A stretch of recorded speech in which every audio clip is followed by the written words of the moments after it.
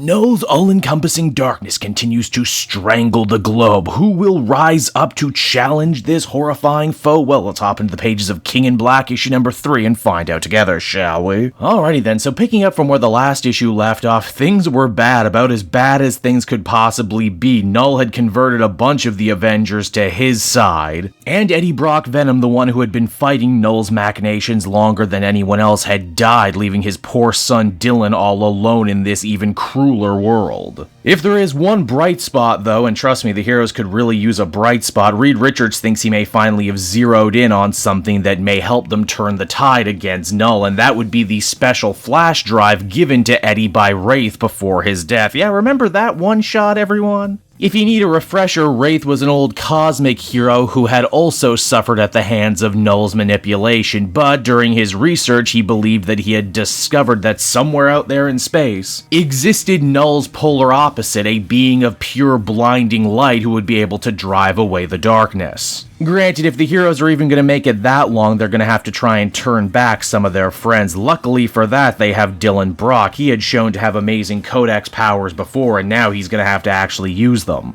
We get treated to a very cool panel wherein Dylan Brock manages to finally get out there on the field of battle, flanked by Spider-Man and Wolverine, and really what kid could ask for two better bodyguards? Dylan also gets a chance to show just how much he's learned from his father Eddie by catching symbiote Captain America's shield, before finally using his power to fully dismiss Knull's control over Steve, putting him back in the fight for the good guys, thankfully. Of course, the King in Black does not take kindly to this sort of interference, and his axe was always to grind with Dylan, the only person who could reasonably stop him at this point, and as such, the two finally have themselves a showdown. Unfortunately, this fight is over before it even starts. Knull is too powerful and he has a whole army at his beck and call. Luckily, Dylan has some friends in very high places. Namely, the better late than never Thor, God of Thunder, King of Asgard, and someone with a personal grudge against Knull as well. In fact, it's not lost on either Knull or Thor that these two finally getting to meet face to face is actually a pretty big deal. It was drunken Thor in his youth who actually cut Knull off from his hive mind in the first place, almost by accident. And Knull just so happened to be the creator of the Necro Sword, aka the All Black, aka the weapon that Gore the God Butcher used to almost end all of Godkind in the Marvel Universe, including Thor. And oh yeah, Donny Cates is writing this Venom series, and he's also writing Thor right now, so it makes a lot of sense that these stories would cross over the way they do right here, right now.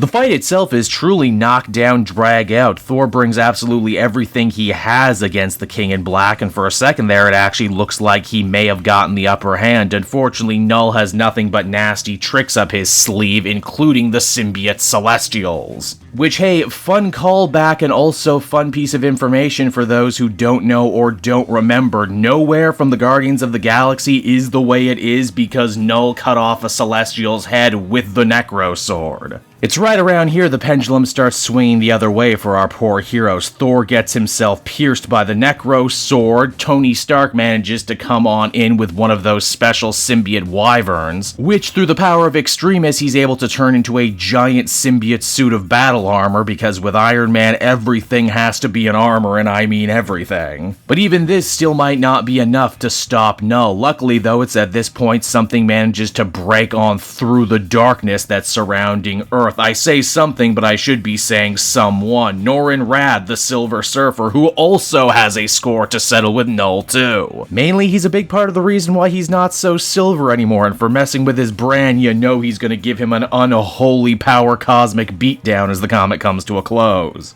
And so that was the King in Black issue number 3, everybody, and while it was mostly an action-heavy issue, I must say Cates does a good job elevating the proceedings by bringing back so many great story threads from other books and series. It's the sort of thing where if you read the other stuff, you're going to feel really rewarded and looked after as a long-time reader, and if you haven't read the other stuff, it's probably not going to distract you too much. There's this really nice feeling of building going on in King in Black, like we're finally going to actually come to a real conclusion to all all of this stuff with KNULL and Eddie and Dylan, and especially given now that we know 100% that their run is coming to an end. As of April and Venom Legacy issue number 200, I guess that makes a lot of sense. It's going to be hard to let go, but I think we're definitely headed to something rather interesting, and Lord knows this is the most I've cared about Eddie Brock or Venom in a very long time. Overall, I'd give this issue a very well-deserved 8 out of 10.